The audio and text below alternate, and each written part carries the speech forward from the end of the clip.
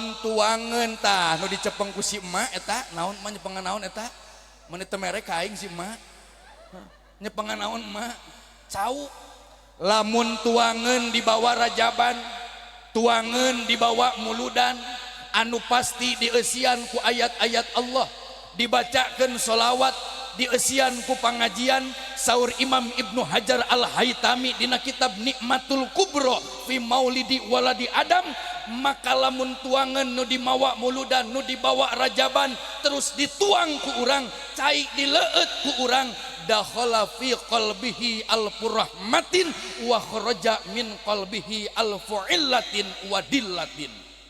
Ece nyanak cau atanapi di pangaosan teh aya cau geus disolawatan geus ayeuna di aosan Quran terus dituang lebet kana manah urang 1000 rahmat bagja matak sok nyararatu namanya ratu sakali tegukan 1000 naon rahmat sakali tuang 1000 naon wa kharaja min qalbihi alfu illatin wa dillatin. Ketika cau nu dituang ku urang asup 1000 rahmat jeung kaluar 1000 panyakit hate matak mangga tuang lajengkeun tala'al badru alaina min saniyatil wada wajaba syukru alaina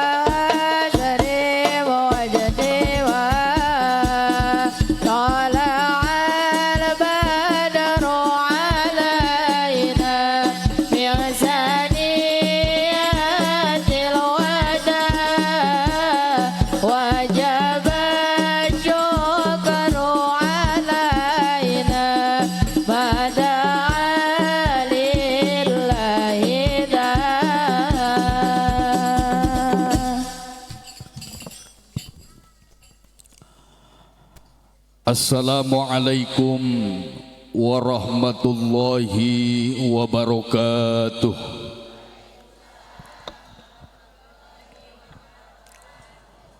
Haji salam haji rodiah nu ngajawab salam didoakeun pamudah-mudahan saterasna kenging hidayah.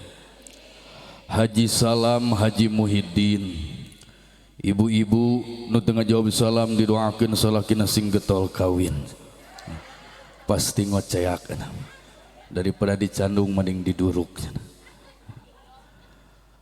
Assalamualaikum waalaikumsalam warahmatullahi wabarakatuh.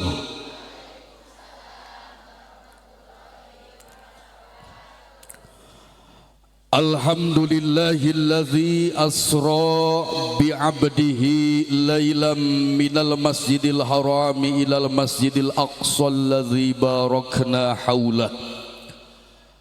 Ashhadu an la ilaha illallah wahdahu la syarikalah wa ashhadu anna sayyidana wa nabiyyana Muhammadan abduhu wa rasuluh. Allahumma basalli wa sallim ala sayyidina Muhammad ibn Abdillah wa ala alihi wa ashabihi wa mawalah. Amma ba'du fa aqulu wa billahi taufiq wal hidayah. A'udzu billahi minasy syaithanir rajim. Bismillahirrahmanirrahim. yauma la yanfa'u malun wala banun illa man atallaha biqalbin salim. Al-ayah. Wa qala aydan wa'mur ahlaka bis-shalah. Sadaqallahul azim wa sadaqa rasuluhun nabiyul karim wa nahnu ala dzalika minasyahidin wassakirin walhamdulillahi rabbil alamin. Wa qala an-nabiyyu sallallahu alaihi wa alihi wasallam akrimu auladakum wa ahsinu adabahum. Al-hadis. Allahumma barik lana fi Rajab wa Sa'bana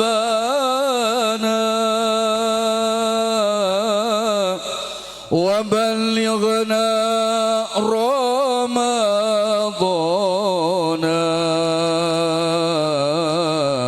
wa hasil maqasidana. Sadayana doa Rajab. Allahumma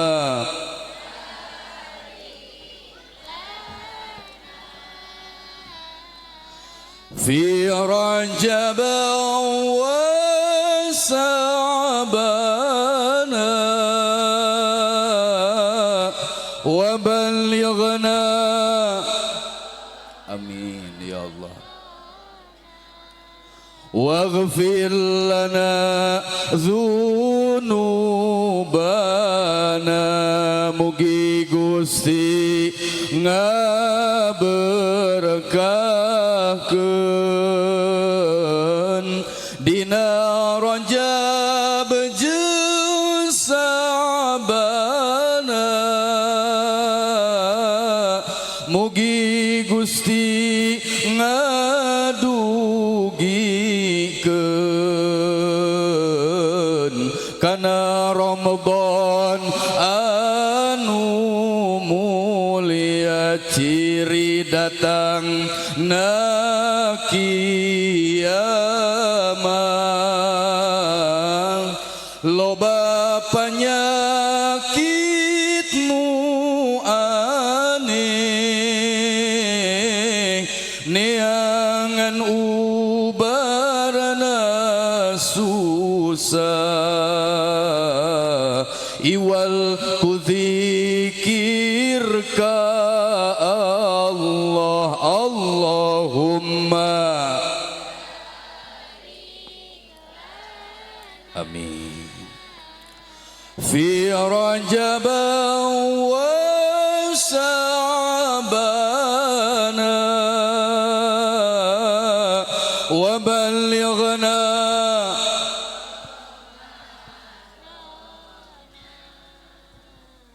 wa hasil ma. Al-Fatihah. A'udzu billahi minasyaitonir rajim. Bismillahirrahmanirrahim. Alhamdulillahi rabbil alamin. Arrahmanir rahim. Maliki yaumiddin. Iyyaka na'budu wa iyyaka nasta'in. Ihdinas siratal mustaqim. Siratal ladzina an'amta 'alaihim ghairil maghdubi 'alaihim waladdallin. Rabbighfir lana. Amin. Dikawitan ku bismillah anu jadi panghias manah sangkan hirup genah tur tumaninah nu disebat ibtidah hakiki. Ditutur ku puja-puji alhamdu sangkan hirup hadelaku teu kabalilu nu disebat ibtidah idhofi.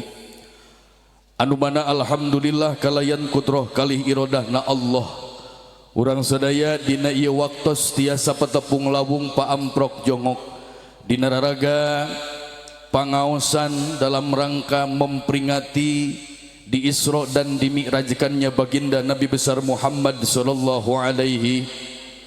Ageng harapan mudah-mudahan kempelna urang sadaya, tepangna urang sadaya dina ieu kesempatan anu insyaallah parantos diniatan thalabul ilmi kalih silaturahmi. Mugia janten hiji sababiyah wasilah kanggo ngaraih ridho kalih magfirah Allah subhanahu wa ta'ala. Amin ya Allah ya Rabbal.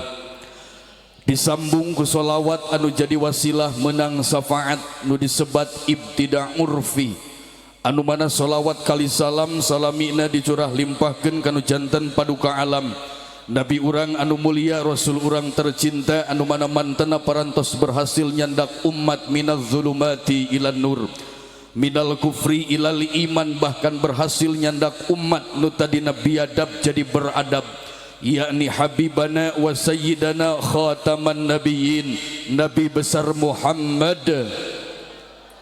Allahumma salli wa sallim wa barik Allahumma salli wa sallim wa barik tehilap ka kula wargina para sahabatna para tabi'in tabi'at sadaya turpa mudah-mudahan urang sadaya selaku umatna umat akhir zaman anu rumaos masih gagabah dina masalah ibadah rumasa masih lalawara dina masalah ta'ah mudah-mudahan kuasilah sababia urang hadir ka majelis ilmi dinten ayeuna dina raraga ngawujudkeun syukur ka Allah mahabbah ka Rasulullah di yaumil mahsyar mugia urang sadaya kagufai ku syafaatul uzmana amin amin ya Allah ya rabbal sekalipun urang sadaya tekantos ningal raraina sekalipun urang sadaya tekantos ningal wajahna sekalipun urang tekantos sajaman sakurun sinareng baginda Rasul tong boroning ningararaina langsung ngimpen ge jigana urang can kantos pendak sinareng Rasul kira-kira urang dia aya nu kantos ngimpen pendak sinareng Rasul sarua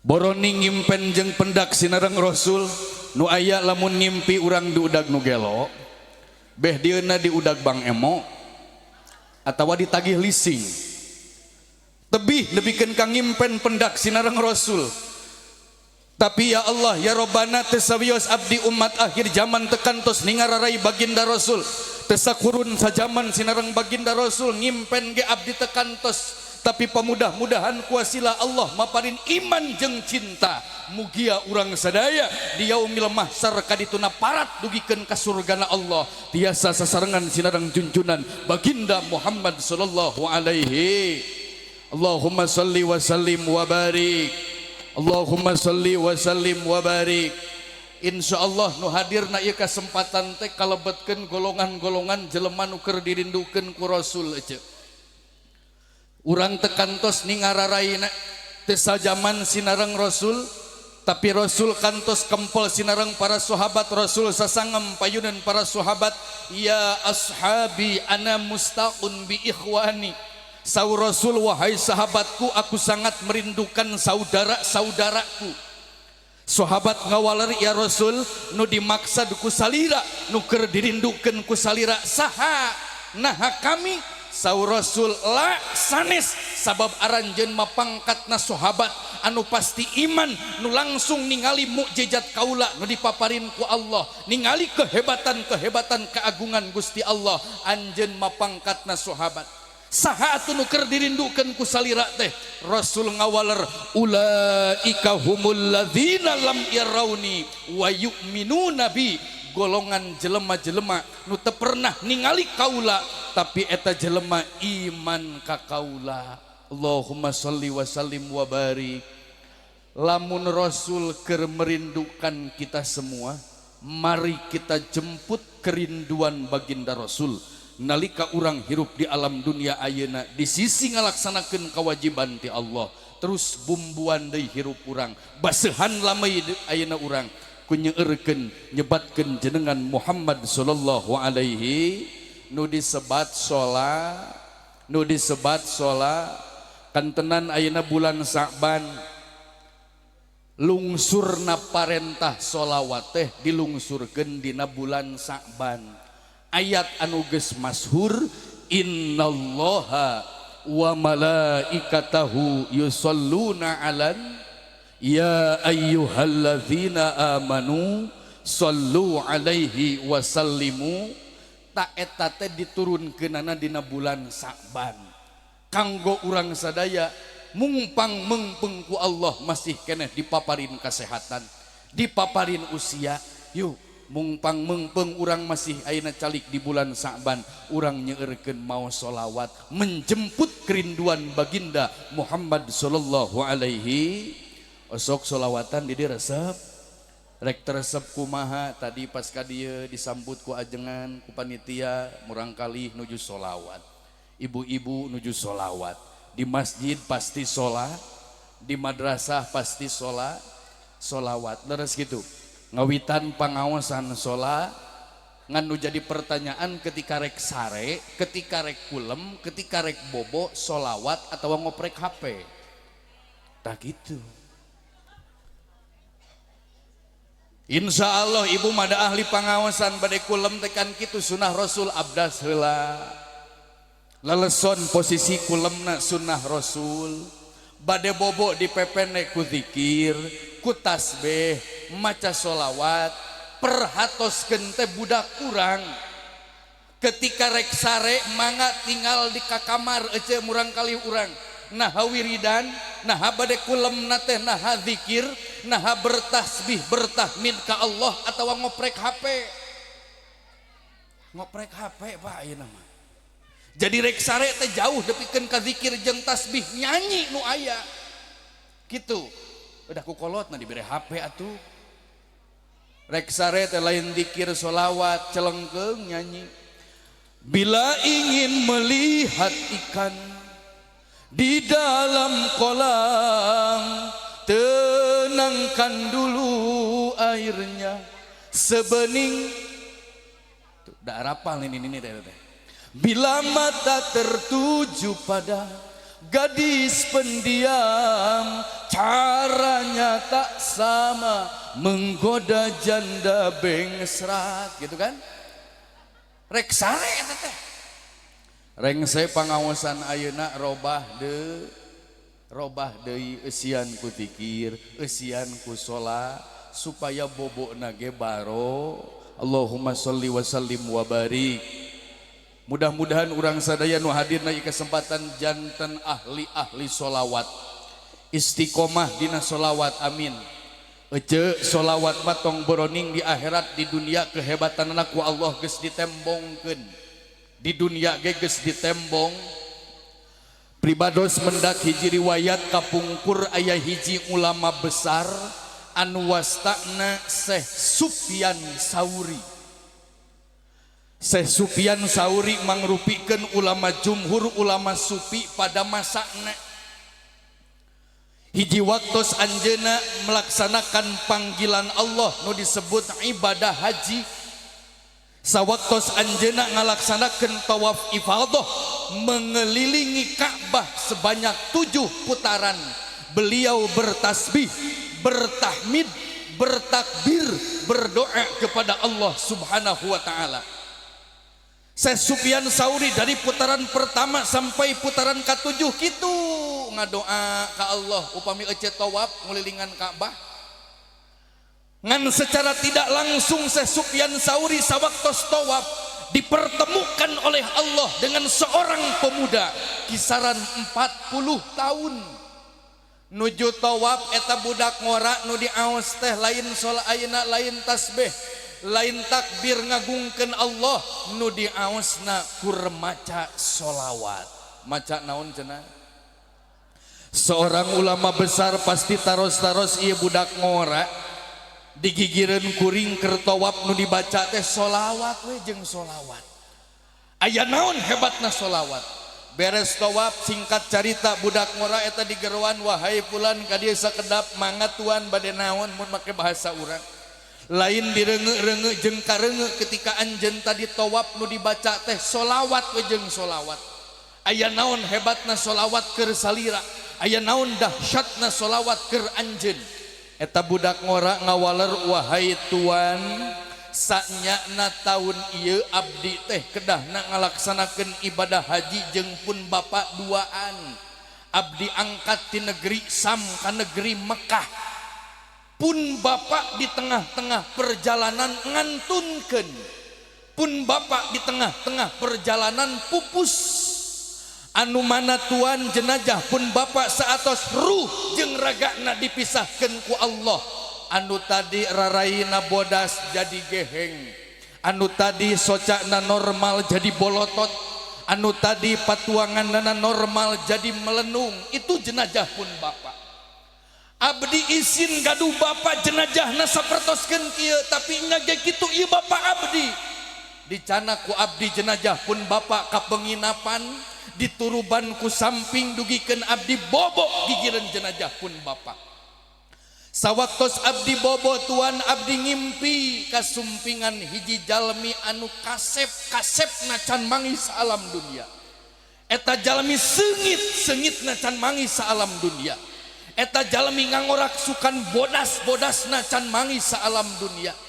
Nyaketan jenazah pun Bapak dibukakeun sampingna, terus diusap dari mulai rambut sampai dampal sampean.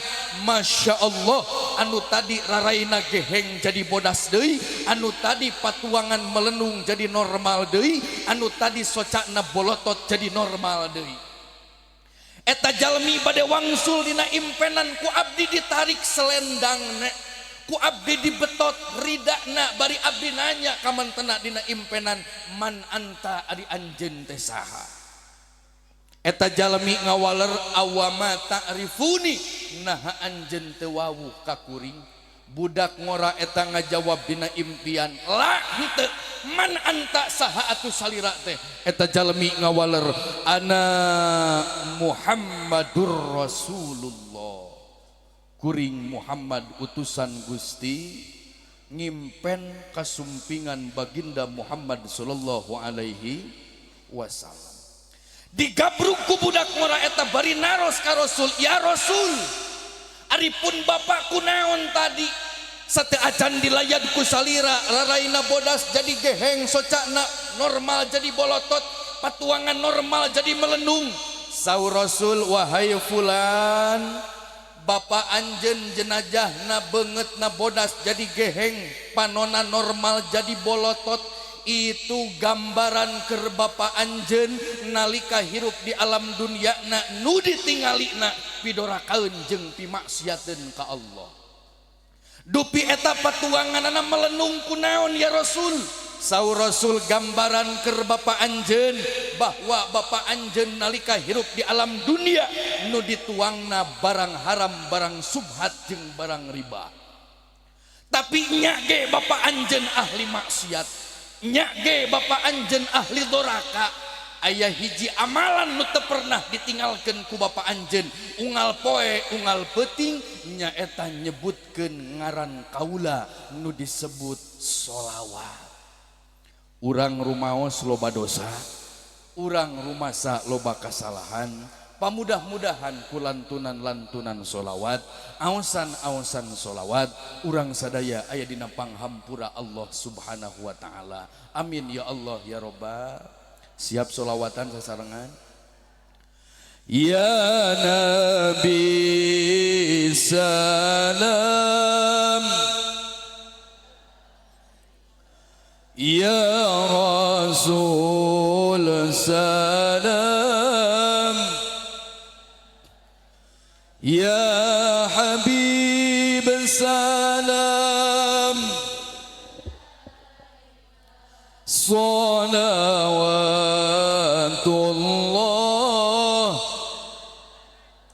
sadayana. Ya Nabi salam,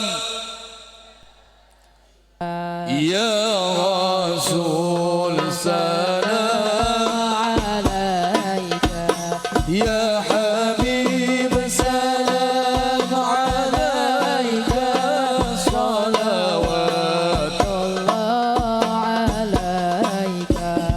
abdi ummat akhir zaman, anu banget panasaran, hoyong tepang ngadehesan, sejatuh mut serah badan.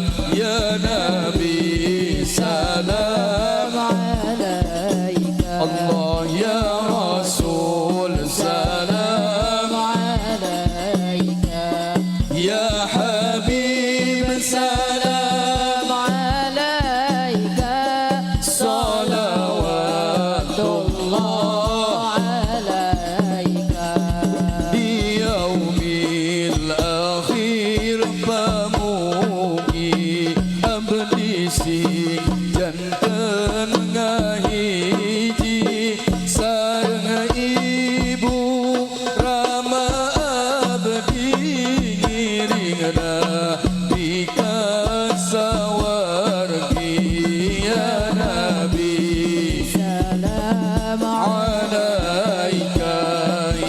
Rasul salam alaika ya Habib salam alaika salawatullah alaika bamugi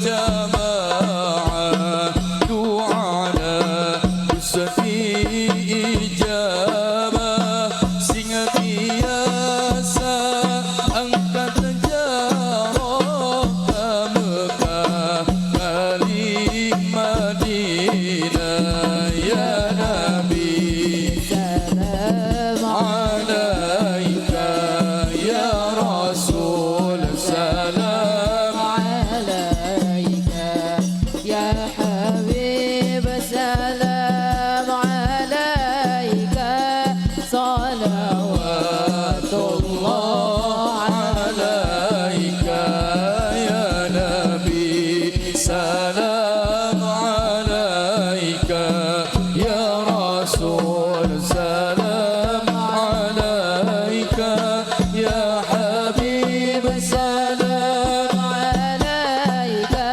salawatullah alaika Allahumma salli wa sallim wa barik barokah salawat berjamaah mudah-mudahan maut urang sadaya husnul khatimah barokah salawat berjamaah mudah-mudahan urang sadaya aya dina panghampurana Allah barokah salawat berjamaah mudah-mudahan urang sadaya tiasa angkat ka Mekah ka Madinah amin ya Allah ya Robbal hoyong angkat ka Mekah mah hoyong angkat hajian hoyong angkat umrohan nu jadi pertanyaan geus daftar acan tak ieu penyakit urang minimal daftar heula aya kemauan ketika ada kemauan maka Allah akan memberikan kemampuan leres ya mudah-mudahan barokah sholawat isuk jaganing pageto urang sadaya tiasa angkat ka Mekah Madinah amin barokah sholawat berjamaah mudah-mudahan urang sadaya ku Allah rumah tanggina dijantenkeun keluargi anu sakinah mawaddah warahmah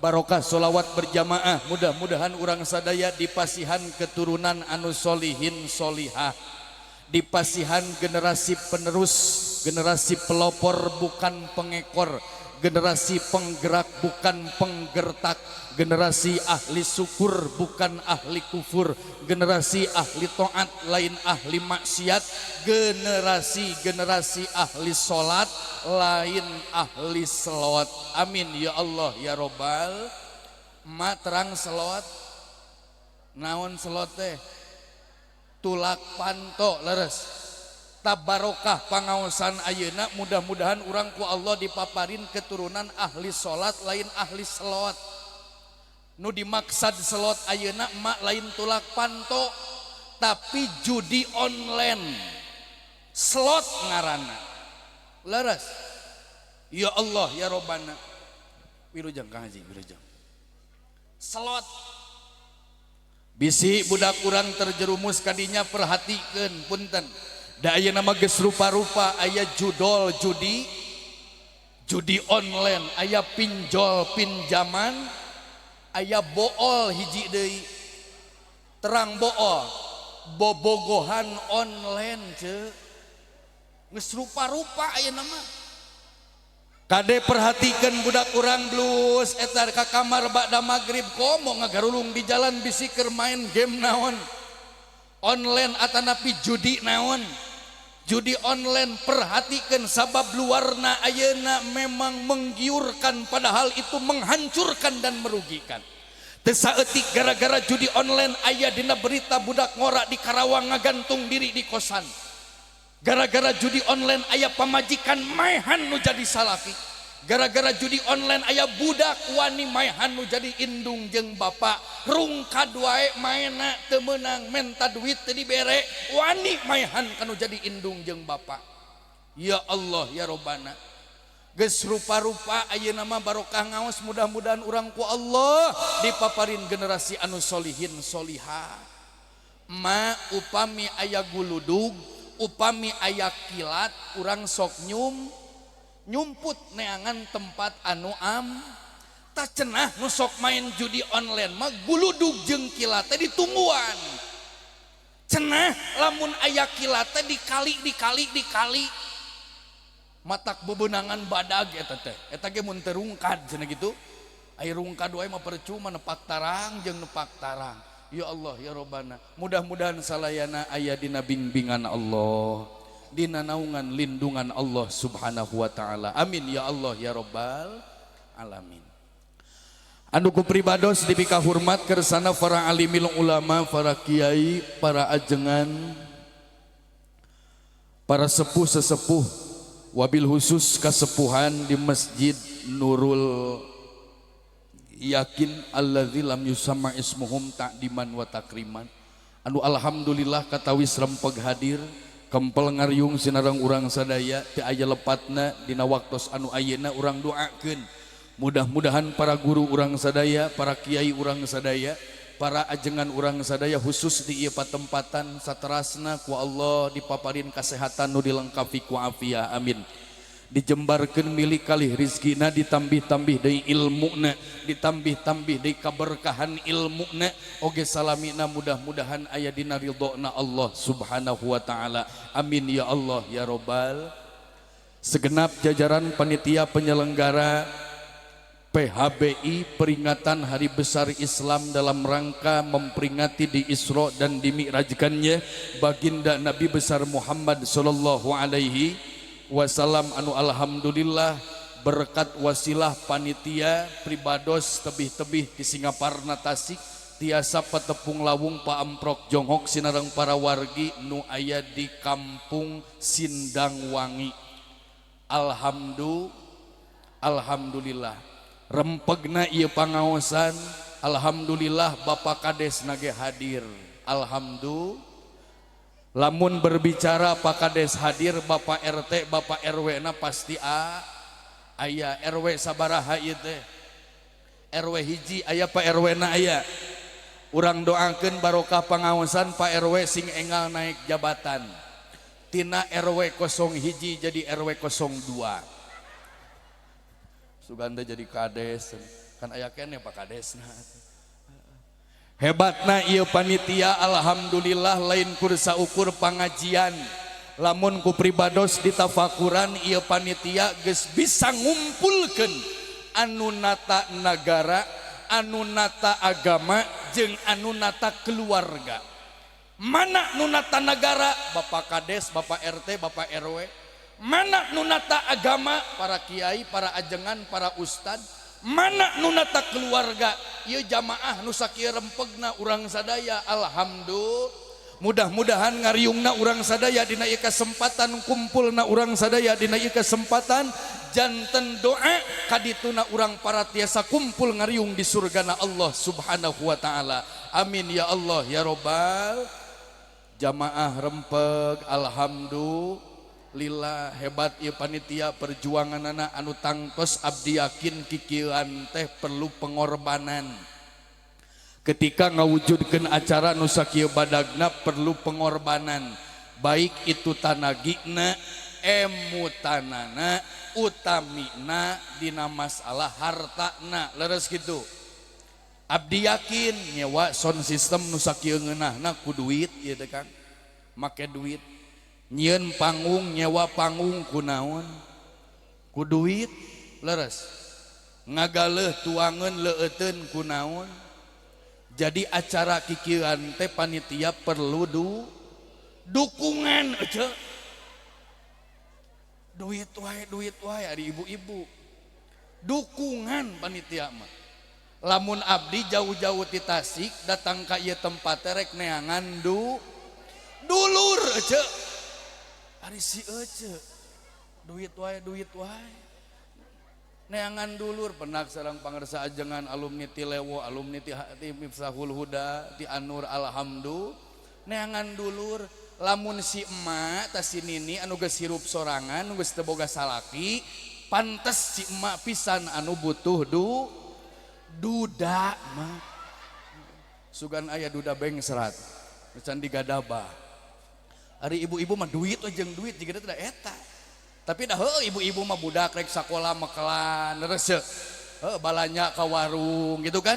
Nyiapkeun jeung bapakna, ibu-ibu pisan anu butuh doa terang ece doa ari doa teh 3 huruf hiji D 2 U 3 A D na teh duit U na uang A na artos eta bisa ya Allah ya Robbana mudah-mudahan sadayana sing bararokah pendak sinareng panghampura Allah amin ya Allah ya Robbal Allahumma sholli wa sallim wa barik hapunten anu kasuhun wabil khusus ka para kiai para ajengan jamaah pangaosan sadaya salaresna lamun diulem kalarasan dieu teh aduh rada isin kantenan katelah di dieu mah 90% alumni ti Lewo sahanu teu terang ka pangersa Mama Lewo ari bojo mah abdi ge ti Cibatu akan ti Cibatu ya Allah ya Robbana janten ece abdi nyarios payuneun ece sadaya teh ieu teh rada ngageter rada ngadeg-deg kahiji mayunan para kiai alasan kadua ngadeg-deg abdi candahar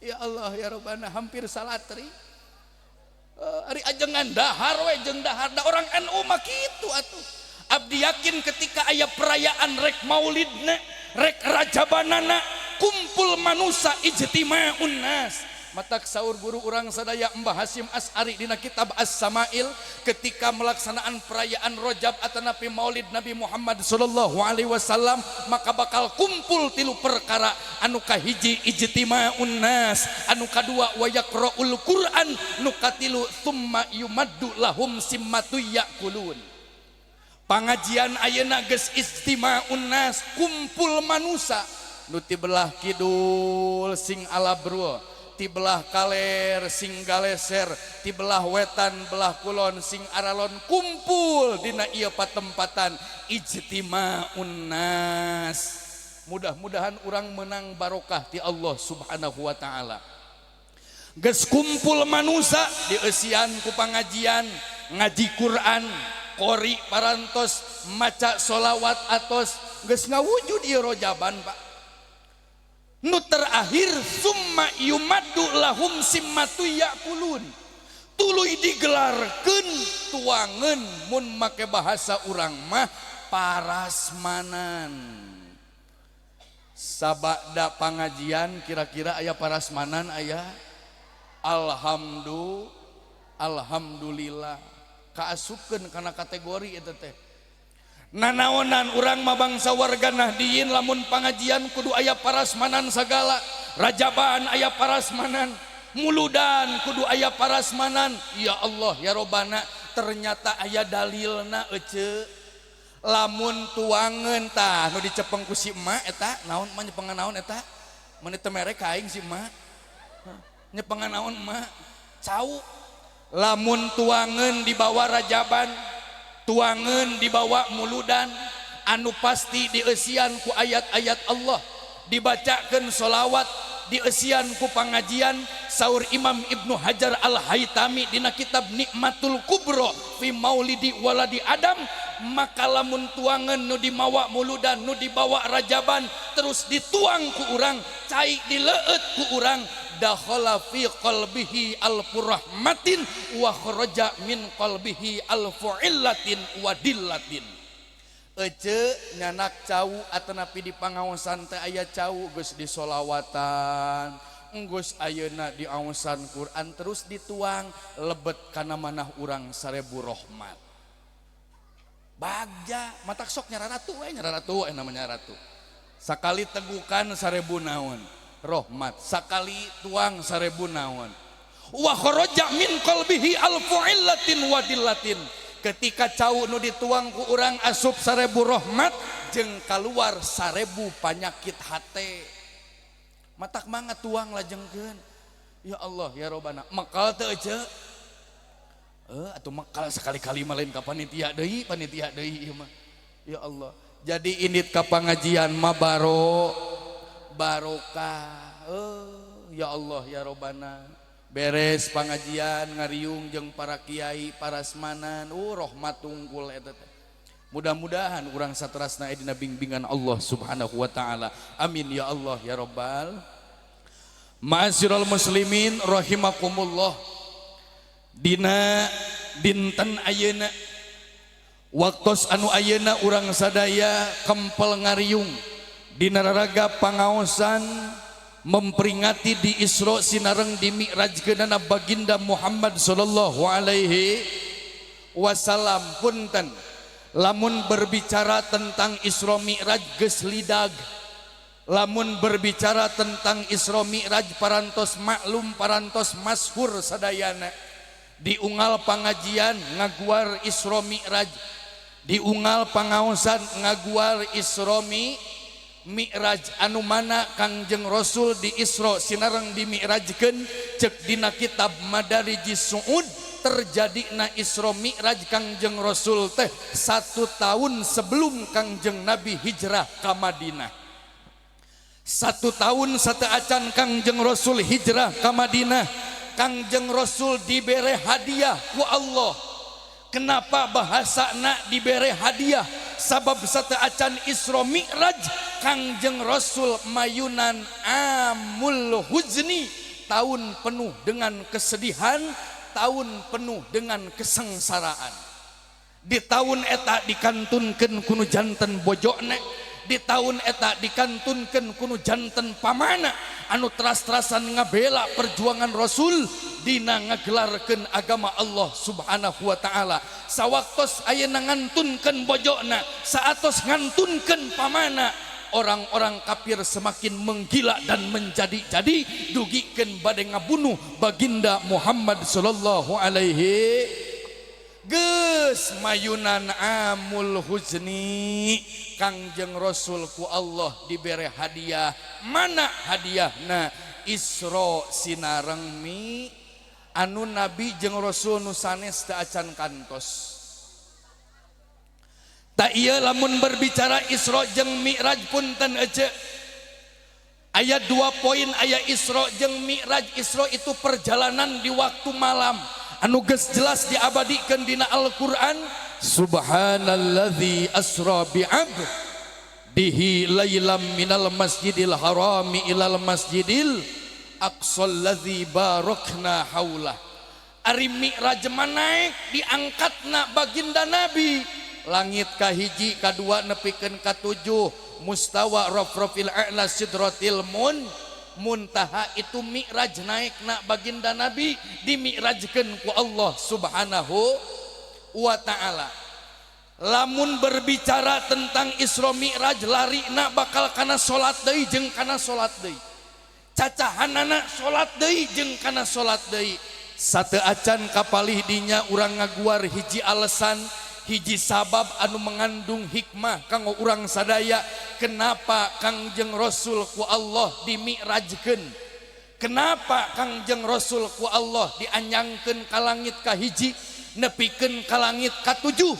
Ternyata salah sawios sababna langit jeung bumi pasea. Naon cenah? Langit jeung bumi pasea, pasombong-sombong, paaing-aing, paangkuh-angkuh, asa aing panghadene. Cek bumi ka langit, wahai langit, kuring ciptaan Allah leuwih hade tibatan anjeun. Sabab dikuring Allah nyiptakeun daratan, kuring dikuring Allah nyiptakeun lautan, pegunungan, bahkan dikuring aya bangunan-bangunan anu laluhur anu bertingkat. Cek bumi kalang kalangit, bumi ngarasa hebat, bumi ngarasa luar biasa tibatan langit. Langit mung eleh, wahai bumi ari kitu malamun di anjeun aya daratan aya lautan, dikuring aya bulan, dikuring aya bentang, dikuring aya matahari, mata kuring leuwih hade tibatan anjeun wahai jagat. Langit mung eleh. Bumi ngajawab deui, wahai langit, lamun di anjeun aya bulan, aya bintang, aya matahari, dikuring mah aya hiji tempat ngurilingna jelema anu iman ngalaksanakeun tawaf mengelilingi Ka'bah, Baitullah ngaranna. Cek jagat ka langit, langit mung eleh ngajawab deui, wahai jagat, lamun di anjeun aya Ka'bah Baitullah, dikuring aya Baitul Ma'mur, tempat tawafna para malaikat. Langit mung eleh, bumi ngajawab deui, wahai langit, lamun dikuring aya Ka'bah Baitullah, di anjeun aya Baitul Ma'mur tempat tawafna para malaikat. Ieu dikuring mah aya hiji manusia pilihan Allah, dikuring mah aya hiji manusia ciptaan Allah anu luar biasa, nu jadi khataman nabiyyin sayyidul mursalin, ngagelarkeun agama Allah di kaula di jagat raya anu ngaranna Muhammad bin Abdillah. Saatos ngadangu jenengan Muhammad, langit teu bisa ngajawab, langit jempe sabab teu aya nu ngaranna Muhammad di langit. Eta langit nangis ka Gusti, ngadoa ka Gusti, ya Allah, sawaktos abdi ngadangu jenengan Muhammad, abdi sono, abdi rindu kanu ngaranna Muhammad, anyangkeun atuh ka abdi ya Allah. Nya Kangjeng Rasul ku Allah dimi'rajkeun, dianyangkeun ka langit kahiji, kadua, katilu, nepikeun katu. Anu tadi langit jeung bumi pasea saatos terjadina Isra Mi'raj, langit jeung bumi tentrem deui, langit jeung bumi damai deui, langit jeung bumi aman deui. Hikmah kanggo urang sadaya sabada memperingati di Isra jeung di Mi'rajkeun baginda Rasul, bisi teh mah aya nu masih pagedrug jeung nu jadi tatangga, beres pangajian ayeuna yuk silih hampura sing era ku langit jeung ku bumi. Bisi jeung nu jadi salaki sameme pangajian masih kene pahoak-hoak pabolotot-bolotot, beres pangajian sing era ku langit jeung ku bumi, urang silih hampura, urang silih islah. Caritana Rajaban unggal tahun memperingati Isra Mi'raj Kangjeng Rasul unggal tahun, ari pabaeud-baeud jeung nu jadi tatangga masih kene ngeureuyeuh. Era atuh ku langit jeung ku bumi, langit jeung bumi ge tentrem deui, langit jeung bumi ge damai deui, piraku urang rek terus-terusan pasea. Sokan tenan sakedap deui urang bade mayunan bulan Ramadan, sakedap deui urang bade mayunan sasih siam. Mudah-mudahan ku Allah dipaparin usia, mudah-mudahan ku Allah dipaparin kesehatan, sehingga urang sadaya tiasa ngalaksanakeun ibadah khususna dina bulan Ramadan, utamina ngalaksanakeun ibadah saum. Amin amin ya Allah ya Rabbal. Ece bingah bade pendak sinareng bulan Ramadan, waler ku sadayana bingah bade kasumpingan tamu, bingah bari nyengir na teh heueuh budak geus di ayeuna minta baju jang lebaran, geus di pikiran eta keler kararosong kene kan urang makadinya lain ngudagna fadilah nu di pikiran teh keler we jeung baju naon, baju nu anyar. Puasa sapuasana kur pindah dahar, nu tadina jam 7 jadi maghrib leres. Mudah-mudahan urang ku Allah dipaparin kakiatan, dipaparin kesehatan. Ngaranna Ramadan teh bagaikan tamu ece kantun menghitung hari. Ketika ece reka datangan tamu, bumi da diberesan. Komo tamu anu agung, bumi diberesan, lamun sapu disapukeun, lamun elap dielap eta tembok teras, lamun kaca diberesihan leres gitu. Sabab reka datangan tamu agung, tak ieu Ramadan leuwih ti agung. Sakedap deui baris ayeuna mayun ka urang sadaya. Datang ieu tamu nu ngaranna Ramadan, urang persiapan geus nepi ka mana. Lamun kadatangan tamu para pejabat imah diberesihan, talamun datang tamu nu ngaranna Ramadan, dohiriyah jeung batiniah urang ti ayeuna kudu diberesihan. Dimulai bulan Rajab litat hiril jasad, jasad urang beresihan loba minta hampura ka Allah. Pangih jeung bulan Sa'ban litat hiril qalbi, keur ngaberesihan hate, beresihan hate urang. Pangih jeung bulan Ramadan litat hiril ruh, keur ngabersihkeun ruh urang. Atuh ti Rajab diberesihan, jasadna diberesihan, hatena diberesihan, terus ruhna diberesihan. ketika penak jeung bulan Sawal teh Idul Fitri ngaranna insyaallah urang bakal halali berpanggih jeung magfirah rahmatna Allah subhanahu. Jadi ti ayeuna urang kudu ngabersihan hate, ngabersihan batin.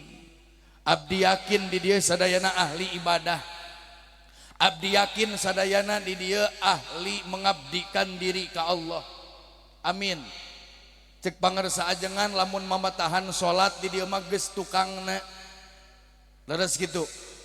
Lamun mamatahan salat di dieu mah geus ahlina. Dina pada ahli salat subuh ge cenah 6 rakaat. Lamun mamatahan salat ka urang dieu mah geus tukangna. Geus moal ka kantun khususna anu 5 fardu. Ngan pribados dinten ayeuna bade ngemutan deui khusus ka diri pribadi.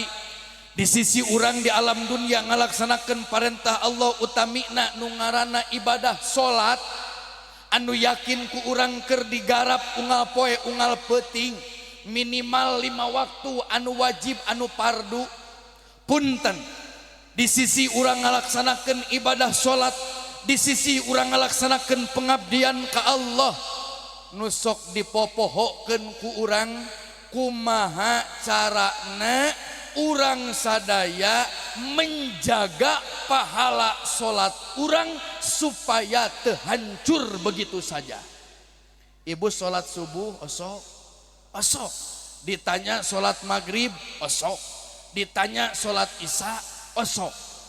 Nitah salat mah lain titaheun ka urang dieu, tapi nu janten perhatosan kanggo urang sadaya, regepkeuneun urang sadaya kumaha carana urang ngajaga pahala salat urang. Ulah nepikeun ka hancur lebur begitu saja. Salatna rajin, puasana ngeureuyeuh, tapi amalna beak seueur anu kitu. Pangaosanana getol, kerja baktina getol, tapi pahalana lebur begitu saja. Sangkan amal urang sadaya pahalana teu hancur, sangkan amal urang sadaya pahalana teu beak begitu saja. Bu, omat urang kudu bisa ngabersihan hate. Urang kudu bisa ngajaga hate urang. Caritana jelema ahli ibadah, ka masjid rajin, puasana rajin, salat duhana lomineng 8 rakaat nepikeun ka 12 rakaat, witir tahajudna teu pernah tinggalin, tapi boga panyakit hate.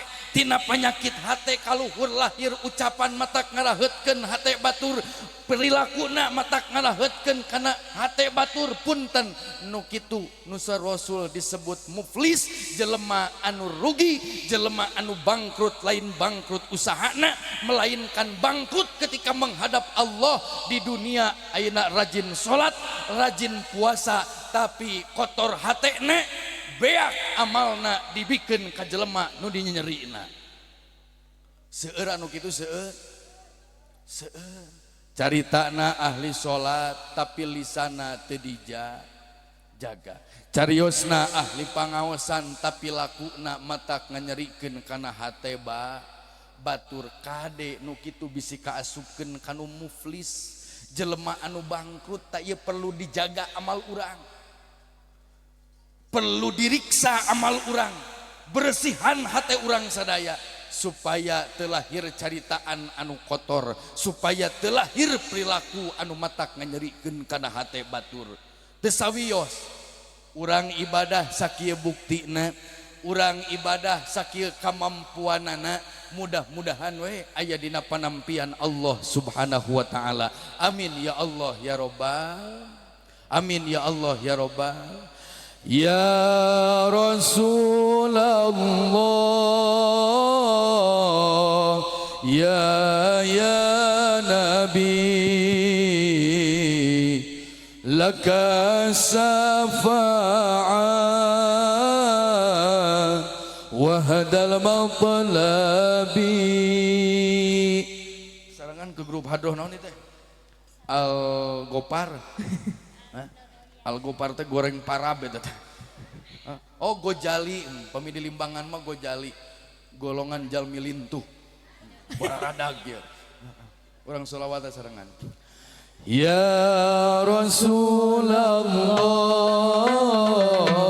ya Nabi laka syafa'at wa hadal matlabi antal murtaja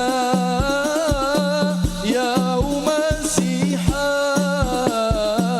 antal murtaja ya umasiha isfa' lana lana ya habibana laka syafa'at ya Rasulullah ya Rasulullah ya Nabi laka syafa'at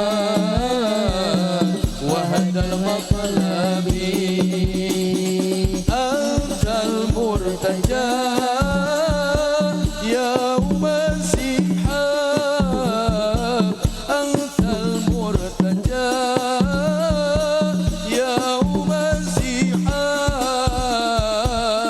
isfa' lana ya habibana laka syafa'at ya Rasulullah ya Rasulullah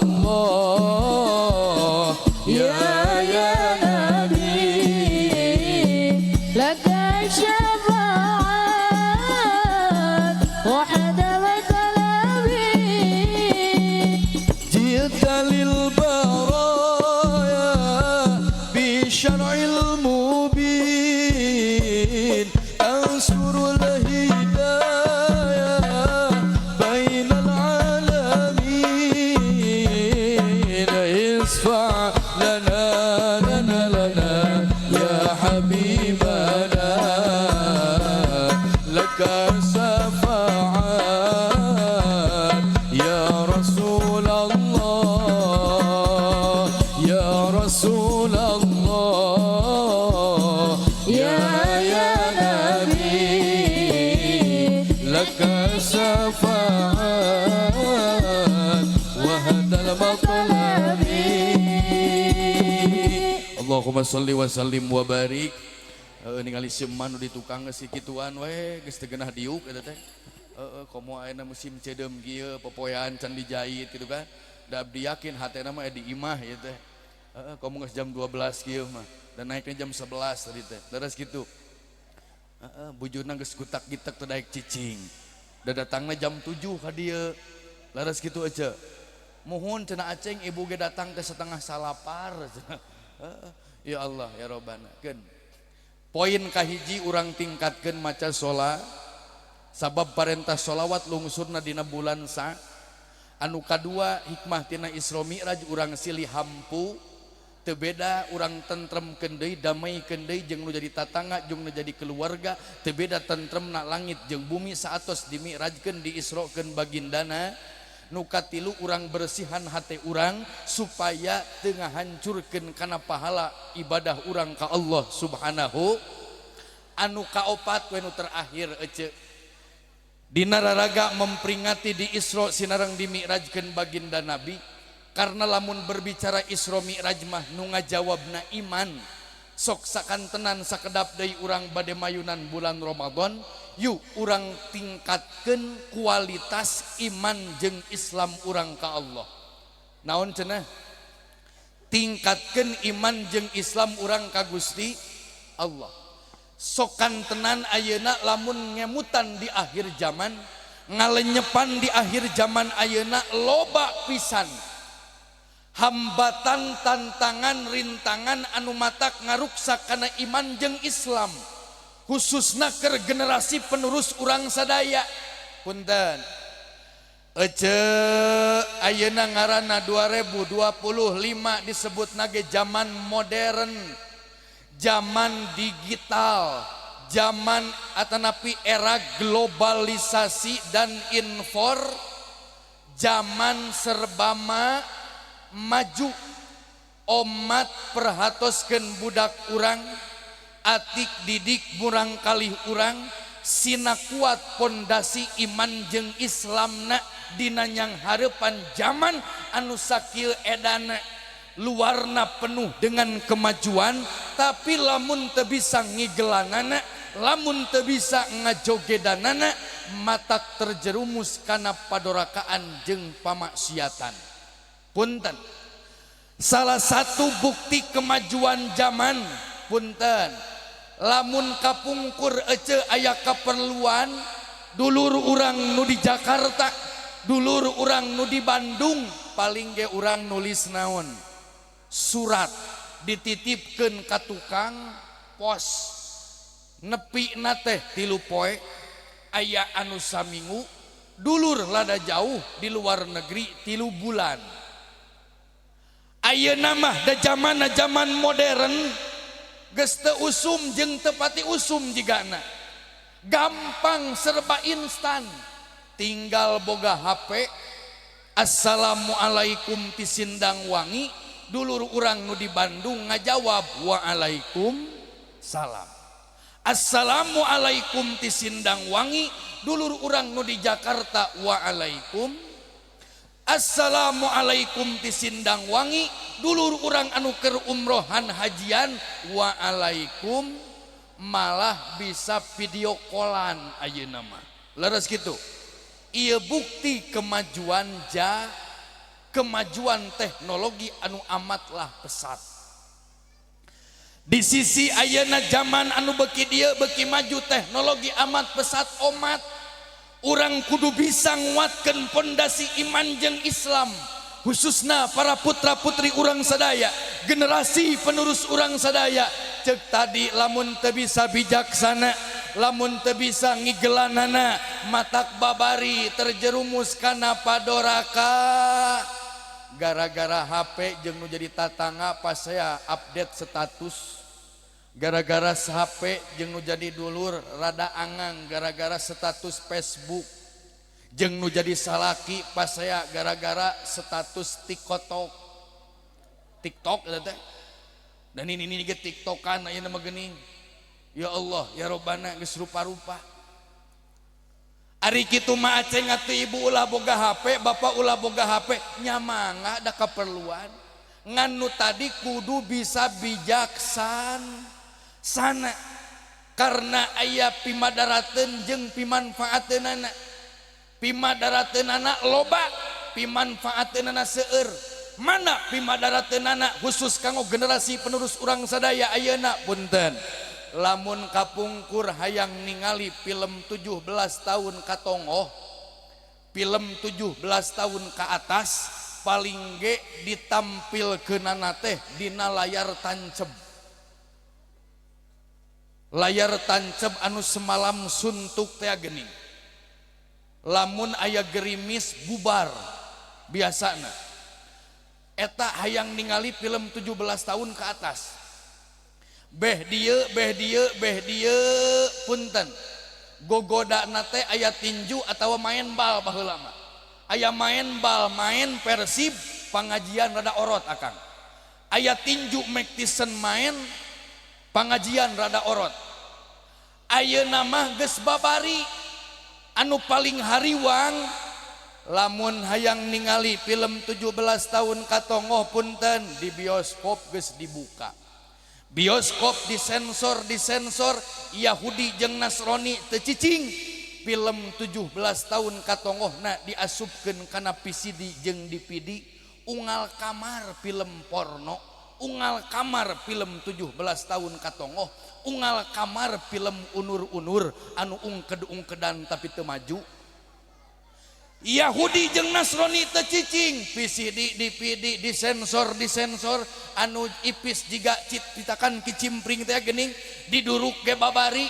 punten anu leuwih parah ayeuna film 17 tahun katongohna geus diparesakan geus disarakuan asup kana naon kana HP tak ieu urang kudu waspada urang kudu hati-hati tong kapedean ketika budak jago internet, ketika budak ngoprek wae HP ba'da maghrib blues ka kamar nguplek wae ngoprek naon bisi terjerumus kadinya. Sabab ayeuna mah lamun muka YouTube tentang keislaman kerohanian anu muncul teh kurang-kurangna anu mulai nyingsat bajuna, anu mulai ditataranya geus loba ayeuna mah sabab dakwahna Yahudi jeung Nasrani babarina melalui media sosial. Ieu urang kudu milah jeung milih mana pimanfaateun mana pimadarateun. Budak urang terek diwawalan HP wae atawa dititah ngaji. Budak urang teh sina ngoprek HP wae atawa sina ngagulung jeung para kiai maca Al-Qur'an. Kira-kira lamun naros pribados ka jamaah sadaya hoyong gaduh murang kali anu soleh, hoyong gaduh murang kali anu bernilai dan berharga, sing rajin ka masjid, sina babarengan jeung para kiai, sina babarengan jeung para ajengan. Ece ketika ayah samak butut di masjid, ngaran-ngaran di masjid maka bawa mulia, reng pangkat bapak kades, rek pangkat bapak camat, salat kabagian samak butut da disujudan eta teh Pak. Di masjid, keluar ti masjid dipikeun, diduruk jadi obat kaligata parebut teh geuning. Ngaran-ngaran di masjid kabawa mulia. Ta budak urang cita-cita hayang bernilai dan berharga rek dibawa ka mana jeung dituna di mana jeung dieusian naon hate jeung pikiranana. Nah budak urang terek dieusian sina ngoprek HP wae atawa budak urang hate jeung pikiranana rek dieusian ku ilmu-ilmu agama, ayat-ayat Allah sina babarengan jeung para kiai para ajangan di masjid di madrasah. Ece lamun ditaros ku pribados jawab sadayana hoyong gaduh murang kali nu bernilai dan berharga, hoyong gaduh murang kali anu boga nilai anu boga harga, asupkeun ka mas, asupkeun ka madra, beh dieuna asupkeun ka pondok pesan, urang nyieun ibarat meh kaharti ari ieu naon namina. Ieu naon namina? Gelas. Ieu gelas dieusian ku naon? Cai naon? Cai herang. Abdi apal orang Tasik harga gelas ieu teh 3.000 perak. Da cenah orang Tasik mah katelah sok ngiriditkeun. Ieu gelas anu hargana 3.000 perak dieusian ku cai herang, nganyang ka ajengan, nganyang ka dulur gratis je. Harga gelas geus turun da caina cai naon? Eusina cai naon? Tapi lamun ieu gelas nu tadina cai herang dirobah eusina ku kopi kapal keruk anu hideung dedekna satengah teh geuning, bisa jadi sagelas ieu 5.000. Harga gelas geus naik sabab eusina geus beda. Robah deui eusina nu tadi kopi kapal keruk ku ABC nenen, kan payunan masjid atuh tong kasar, tong ABC susu ABC naon nenen. Jadi lamun ajengan ka warung teh ece meser ABC nenen gitu kan. Cek tukang warung teh mangga ajengan nu kenca nu katuhu cenah. Nyimpenna anu dikenca nu dikatuhu ari si ibu sok ngeres wae. Nu tadina kopi kapal keruk dirobah eusina ku ABC nenen bisa jadi sagelas ieu 7.000. Harga gelas geus kabawa nilai hargana naik karena eusina geus beda. Nu tadina kopi ABC nenen robah deui eusina ku ece ku jus, jus mangga, jus alpukat, jus nanas, teu apal jus 30 atau apal-apal jus alpukat urang teh leres. Maka harga sagelas ieu bisa jadi 10.000. Naik tah harga gelas ku sabab eusina beda. Nu tadina jus dirobeh ku madu, diganti ku madu, bisa jadi sagelas ieu 15.000. Atuh harga gelas teh geus kabawa mahal karena eusina ge madu. Robah deui nu tadina madu ku cai jam-jam, bisa jadi sagelas ieu 25.000. Naik harga gelas, nilaina gelas bisa naik, ternyata kumaha eusi. Ieu kanggo urang-urang balikeun supaya urang boga nilai jeung harga di payunan Allah. Budak urang supaya boga nilai jeung harga di payunan Allah. budak urang rek dieusian naon. Nah dieusian ku YouTube wae, nah dieusian ku TikTok wae, atawa dieusian ku ngaji Quran. Nah dieusian ku ayat-ayat Allah sina ngaji babarengan jeung para kiai para ajengan. Masjid sakieu agrengna tinggal ngeusian.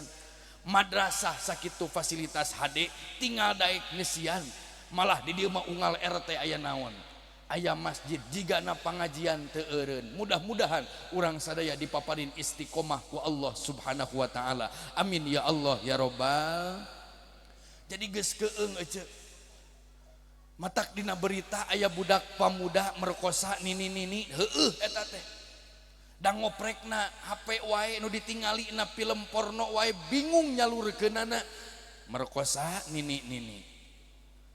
Lamun baheula hayang apal berita pembunuhan malah langka. Ayeuna mah pabalatak unggal berita pembunuhan, unggal berita pemerkosaan, unggal berita penipuan. Geus karareueung ngaranna ge akhir zam. Ieu urang kudu kuat pondasi iman jeung Islam. Salah satu cara untuk memperkuat iman jeung Islam teu aya deui iwalati masjid, pondok pesantren, majelis taklim. Yuk urang tapakuran ece. Di akhir zaman ayeuna cai geus araredan, seuneu geus ngararamuk. Amerika sakitu legana beak ku si jago merah. Biasana anu hurung lamun diduruk teh kai, ieu mah tembok hurung Pak. Ya Allah ya Robbana. Tsunami Mineng, longsor di mana-mana. Ternyata ayeuna mah geus rarobah pengisina. Lamun baheula di luhureun gunung teh para wali arujlah. Ujlah ka gunung ngadeukeutkeun diri ka Allah, di luhur teh bertasbih, bertakbir, bertahmid ka Allah. Ayeuna mah di gunung teh lain takbir, tasbih, tahmid, nu aya di gunung teh selfie jeung bobogohan. Matak pantes taneuhna ge teridoeun murusut atuh ya Allah ya Rabbana. Cai di laut adat-adatan, tsunami teh ngaranna mangga lenyepan. Da baheula mah di luhureun cai dina kapal teh nu init hajian, genep bulan ngangkleng bertasbih, bertakbir ka Allah. Ayeuna mah dina kapal lautna daroraka, jararudi, maraksiat ka Allah Subhanahu wa taala. Matak pantes cai ge teu raridoeun. Seuneu geus amuk-amukan. Angin geus adat-adatan, angin puting beliung kenteng amuradul. Karek puting beliung komo lamun puting belia kan. Indah jigana eta mah. Ya Allah ya Robbana. Keungna ieu akhir zaman lamun pondasi urang iman Islam teu kuat rek kumaha. Cirining ayeuna akhir zaman ciri kiamah geus nampak jelas. Rumasa urang can bisa ngatik ngadidik nu jadi anak. Lamun nu jadi salaki can bisa mawa nu jadi anak pamajikan dina jalan anu lurus. Can bisa mawa keluarga di jalan Allah anu sabenerna. Sedengkeun sakedap deui urang baris mayunan bulan Ramadan. Sakedap deui urang baris kasumpingan tamu anu agung buktosna bulan puasa. Ti ayeuna urang kudu bebersih, ti ayeuna urang kudu mempersiapkan diri, di antawisna urang kudu nyiapkeun kekuatan kualitas keimanan jeung kaislaman ka Allah Subhanahu wa taala. Harapan urang sadaya hoyong pendak jeung bulan Ramadan, numutkeun syariat mah tinggal ngitung hari, tapi da teu aya nu terang, biheung nepi biheung moal. Lamun numutkeun poe mah tinggal ngitung 7 poe deui kurang leuwih ka bulan Ramadan, tapi masalah maut mah eueuh nu apal. Karena itu rahasia Allah Subhanahu. Eueuh jaminan urang bakal panggih jeung poe isuk, eueuh jaminan urang bakal panggih jeung minggu hareup, eueuh jaminan urang bakal panggih jeung bulan Ramadan. Itu sekedar harapan jeung cita-cita, sabab eueuh nu apal masalah ajal jeung masalah maut itu urusan Allah Subhanahu. Dulur urang ketika ngobrol hayang panggih jeung Ramadan nu ayeuna geletuk poe kamari. Ngobrol jauh-jauh hari minggu kamari, resep puasa ayeuna mah aya keluarga ngarariung, geletuk poe kamari. ieu nu keur barolotot kieu teh eueuh harapan, eueuh jaminan bakal panggih jeung bulan Ramadan nu ayeuna. Da masalah ajal mah itu rahasia Allah Subhanahu, masalah maut mah itu rahasia Allah Subhanahu wa ta'ala. Cita-cita harapan urang hayang panggih jeung bulan Ramadan, tapi bawa-bawa urang balik pangajian ti dieu bakal dijemput ku Allah. Anu pasti sadayana urang keur ditungguan ku kemati, urang keur ditungguan ku nu ngaranna fa idza jaa ajaluhum la yastakhiruna sa'atan wa la yastaqdimun. Ketika ajal datang moal bisa diembung-embung, moal bisa ditangguhkeun, moal bisa diengke-engke, geus waktuna mah wayahna ruh jeung raga urang dipisahkeun ku Allah Subhanahu wa ta'ala. Matak pantes wa ma tadri nafsum bi ayyi ardin tamut. Teu apal maot teh duka keur kumaha, duka keur kaayaan kumaha, duka keur di mana, karena itu rahasia Allah Subhanahu. Teu saeutik jelema panggih jeung ajalna di kebon, teu saeutik jelema panggih jeung ajalna di rumah sakit, teu saeutik jelema panggih jeung ajalna di tengah imah diriung kudu jadi anak pamajikan. Tak urang mah teu apa duka keur kumaha, duka keur kaayaan kumaha jeung duka di mana. Anu pasti urang sadaya keur ditungguan kudu ngaranna kemati. Kematian kun fid dunya ka'annaka gorib. Urang di dunia bagaikan ngumbara, ngaran-ngaran ngumbara, aya waktuna gumelar, aya waktuna mulang maot pingaraneunana. Anak Adam anjeun di dunia ngumbara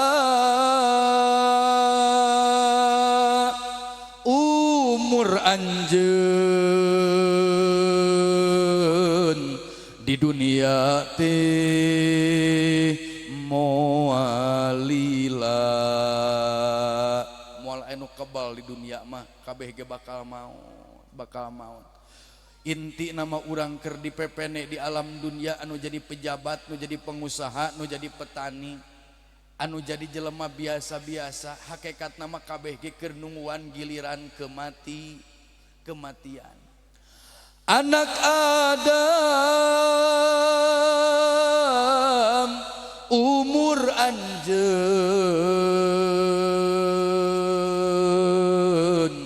teh ngurangan unggal poe, unggal peuting dikurangan.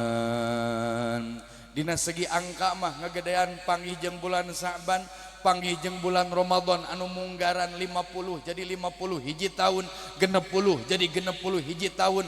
Padahal hakikatna urang sadaya beuki ngadeuketan kanu ngaranna kematian. Matak pantas Allah masihan ibrah, wa man nu'ammirhu nunakishu fil khalqi afala yaqilun. Jelema nu dibere umur panjang ku Allah, janji Allah dina Al-Qur'an nunakishu fil khalqi, mulai dikurangan tah rambut keur ngora nu hideung beh dieu nincak 60 70 robah jadi bodas. Nu tadina kulit urang herang ngagencelang nincak 50 60 robah jadi keriput.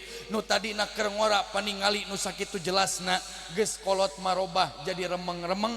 Pangdangu urang nu sakitu jelasna geus kolot mah robah jadi hawar-hawar. Tanaga urang nu sakitu badagna geus kolot mah dikurangan ku Allah, mawa cai saemer ge engkak-engkakan. Nu tadina waos aya keur ngora geus kolot mah pamitan hiji-hiji.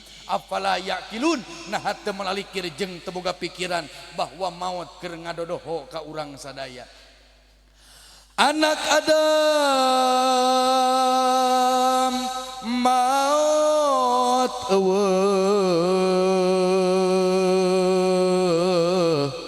nu dibawa ngan asiung jeung boeh anu dibawa. Bumi urang nu sakitu agrengna moal dibawa, tanah urang nu sakitu legana moal dibawa, pakaya urang nu sakitu lobana moal dibawa. iwalti amal urang, amal hade amal goreng, amal hade anu insyaallah bakal mukakeun ridhona Allah, amal goreng lamun teu ditobatan di alam dunia maka amal eta tangtos bakal ngagebuskeun kana jurang kacilakaan. Ku ayana sakitu dina raraga ngamanfaatkeun usia titipan ti Allah, dina raraga ngamanfaatkeun kesehatan titipan ti Allah. Yu urang persiapkeun diri, urang tingkatkeun kualitas ibadah urang ka Allah di antawisna parentah Allah nu ngaranna salat. Salat anu 5 waktu khususna beh dieuna sakedap deui urang baris mayunan bulan Ramadan. Mudah-mudahan amaliyah urang sadayana ditampi ku Allah Subhanahu wa taala. Amin ya Allah ya Rabbal alamin. Ti ayeuna bersihan hate urang bersihan, ruh urang bersihan, sehingga urang kadituna pendak jeung rahmat Allah, pendak jeung ridhona Allah, halaliber teu beda seperti jeung kupu-kupu anu hiberna ararindah. Rumasa urang loba dosa loba kasalahan, dina dinten ayeuna urang berjamaah sasarengan maos istighfar ka Allah Subhanahu wa taala, malah mandar sadaya kalepatan urang aya dina panghampurana Allah Subhanahu wa taala. Amin ya Allah ya Rabbal Astaghfirullah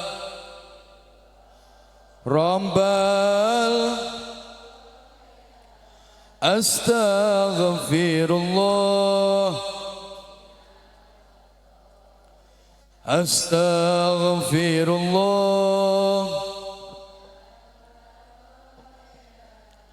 Astaghfirullah Rabbi zidna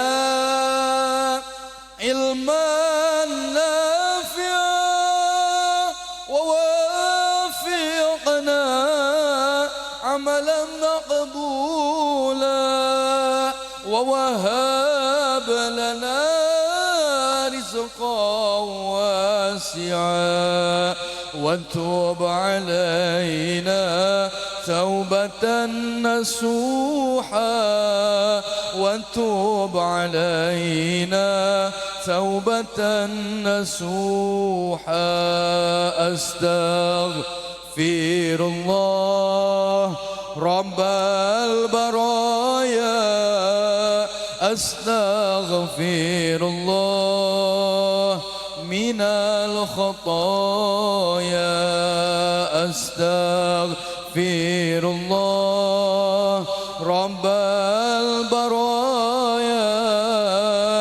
أستغفر الله من الخطايا. الفاتحة. أعوذ بالله من الشيطان الرجيم. بسم الله الرحمن الرحيم.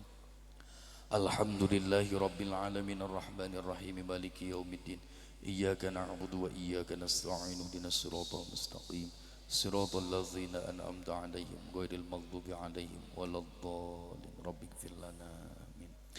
Ma'asyiral muslimin rahimakumullah, parantos setengah 1 hapunten nu kasuhun da tadi tabu 11 minten naik hapunten ti awal dugikeun ka akhir dina raraga pangaosan memperingati di Isra sinareng dimirajkeun baginda Rasul ti pribados dicekapkeun sakitu bae. Mudah-mudahan janten pangeling-eling panggeuing utamina urang di alam dunia salaresna sadayana keur ditungguan ku kematian. Kuena sakitu urang persiapkeun diri gesan pibekeleun kembali ke hadrah Allah Subhanahu wa taala, manfaatkeun usia urang, kasehatan urang keur ngabdikeun diri ka Allah Subhanahu wa taala. Hapunten kasuhun wa aslihil fasada bita'amuli wa in badihatan falatubadili wallahul muwaffiq ila aqwamit thoriq. Wassalamu alaikum warahmatullahi wabarakatuh.